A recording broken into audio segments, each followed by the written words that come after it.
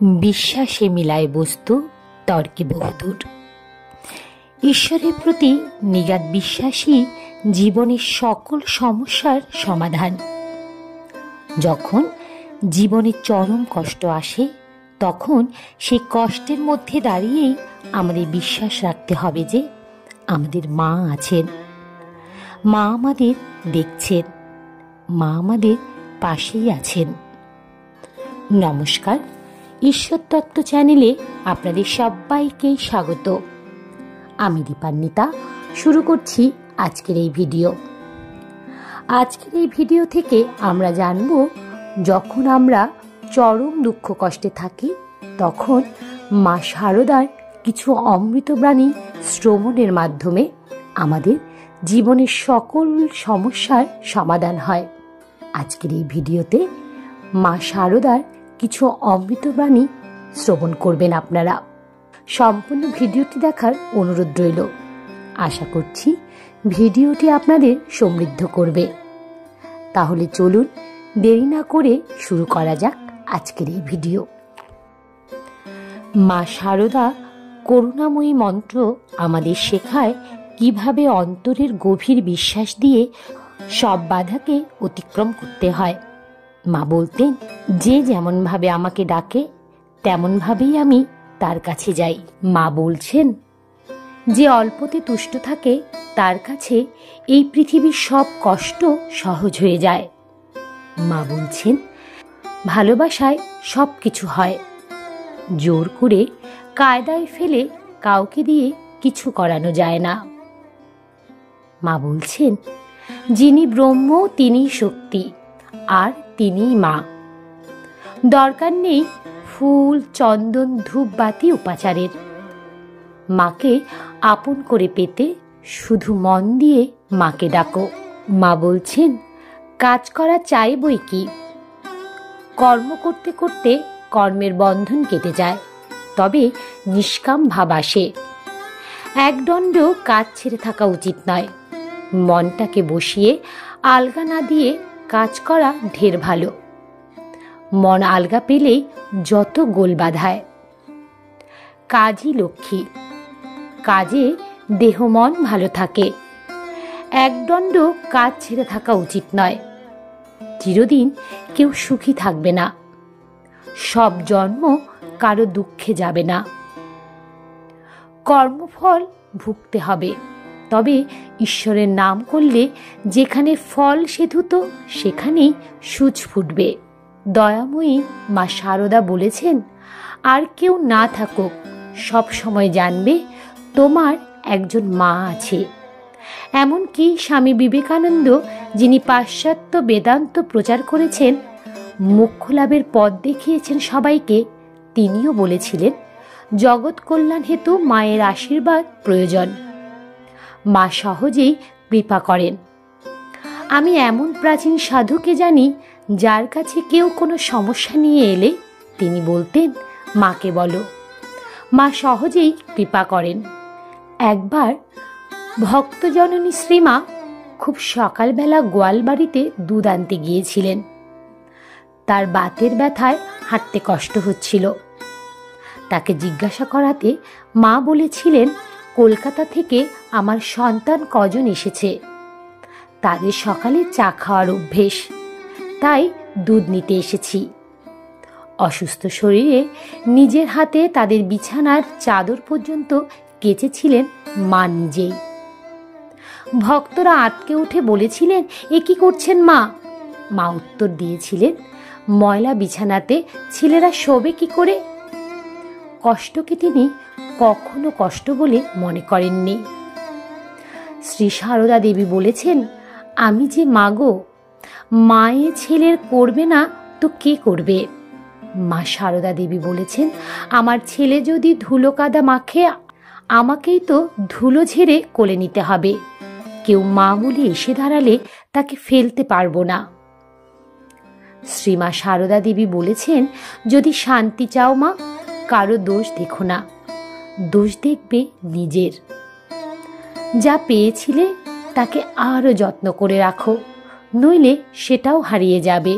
যা পাচ্ছ তাকে সাদরে গ্রহণ করো, নইলে তখন হারিয়ে যাবে। যা পাবে তার জন্য স্বপ্ন দেখে যাও, নইলে পিছিয়ে পড়বে। মা সারদা দেবী আরও বলেছেন, দেখো মা, ঠাকুরকে আপনার ভেবে বলবে, এসো, বসো, নাও, খাও। আর ভাববে তিনি এসেছেন, বসেছেন, খাচ্ছেন। আপনার লোকের কাছে কি মন্ত্রতন্ত্র লাগে? ও সব হচ্ছে যেমন কুটুম এলে তাদের আদর যত্ন করতে হয় সেই রকম। আপনার লোকের কাছে এইসব লাগে না। তাকে যেমন ভাবে দেবে তেমনি ভাবেই নেবেন তিনি। ভগবানকে যে ভালোবাসতে পারে সেই তো ধন্য হয়, তার দুঃখ কষ্ট থাকে না। শ্রীমা বলেছেন, বাবা, বিপদ আপদ এসব আসবেই কালের নিয়মে। ধৈর্য ধরবে, ঠাকুরকে ডাকবে, মনের কথা জানিয়ে কাঁদবে। দেখবে তিনি ঠিক তোমার ডাকে সাড়া দেবেন, কোলে বসিয়ে নেবেন। আর আমি তো আছি। আমি থাকতে বিধাতারও সাধ্য নেই আমার সন্তানদের কোনো ক্ষতি করে। ভয় পেও না, জানবে মা তোমার সঙ্গে আছে। শ্রীমা সারদা দেবী বলেছেন, হেরে যাব বলে পথ চলা শুরু করিনি। হোঁচট খেয়েছি অনেক, সামলেছি একাই, তবু মনে আশা আজও আছে। চলতে চলতে পথের বাঁকে কেউ একজন ঠিক বলবে, আমি আছি, ভয় নাই। আমাদের মাতৃশক্তি শ্রীমা সারদা বলেছেন, মনটাকে বসিয়ে আলগা না দিয়ে কাজ করা ঢের ভালো। তোমাদের আর কেউ না থাকুক, যখনই দুঃখ পাবে মনে মনে একটা কথা জানবে। মা বলেছেন, সর্বদাই জানবে যে ঠাকুর তোমাদের পেছনে রয়েছে। মা বলেছেন, আমি মা থাকতে ভয় কি? মায়ের কথায় এক মহিলা মায়ের নিকটে দীক্ষা গ্রহণ করায় তাদের পারিবারিক গুরু তাকে শাপ দিয়েছিল। মহিলাটি শঙ্কিত হয়ে কথাটি মাকে জানান। মা তাকে অভয় দিয়ে বলেছিলেন, যে ঠাকুরের শরণাগত হয় তার ব্রহ্মপাপেও কিছু হয় না, তোমার কোনো ভয় নাই। মা সারদা দেবী বলেছেন, আমি সত্যেরও মা, আমি অসত্যেরও মা। যেমন ফুল নাড়তে নাড়তে গ্রাণ বের হয়, চন্দন ঘষতে ঘষতে গন্ধ বেরোয়, তেমনি ভগবত তত্ত্ব আলোচনা করতে করতে তত্ত্বজ্ঞানের উদয় হয়। যা পেয়েছিলে তাকে আরও যত্ন করে রাখো, নইলে সেটাও হারিয়ে যাবে। যা পাচ্ছ তাকে সাদরে গ্রহণ করো, নইলে দুকুল হারিয়ে যাবে।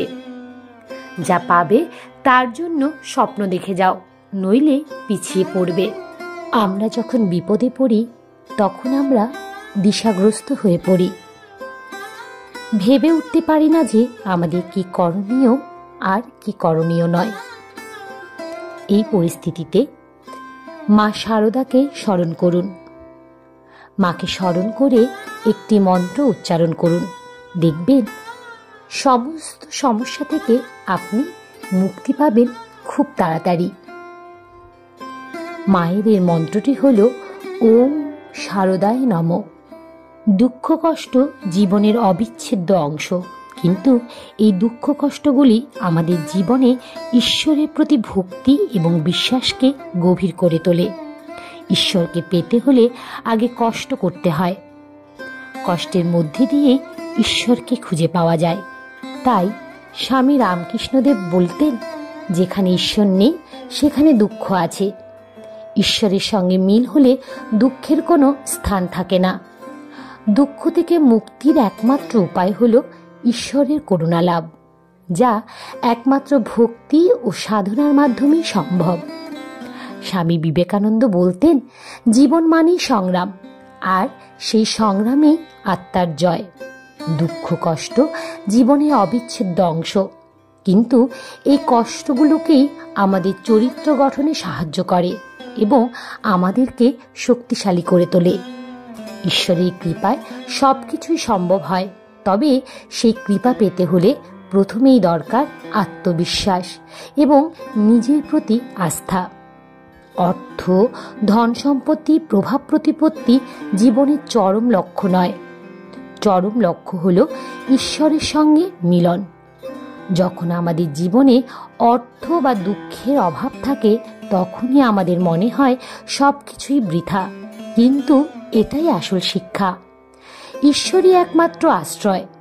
জীবনে সব কিছুই ক্ষণস্থায়ী, তাই মানব জীবনে আসল উদ্দেশ্য হলো ঈশ্বরের শরণ নেওয়া, দুঃখের সময় আরো বেশি করে ঈশ্বরকে মনে রাখা। জয় মা শারদার জয়। তাহলে এ পর্যন্তই। ভিডিওটি যদি আপনাদের ভালো লেগে থাকে তবে অবশ্যই একটি লাইক করবেন এবং কমেন্টে রাধা মাধবের জয়গান করতে ভুলবেন না যেন। এ ধরনের ধর্মীয় ভিডিও পেতে এবং নিয়মিত গীতা পাঠ শুনতে চ্যানেলটিকে অবশ্যই সাবস্ক্রাইব করবেন। দেখা হচ্ছে অন্য আরেকটি ভিডিওতে। ততক্ষণ পর্যন্ত আপনারা ভালো থাকবেন, সুস্থ থাকবেন। হরে কৃষ্ণ কৃষ্ণ কৃষ্ণ হরে হরে, হরে রাম রাম রাম হরে হরে। নমস্কার।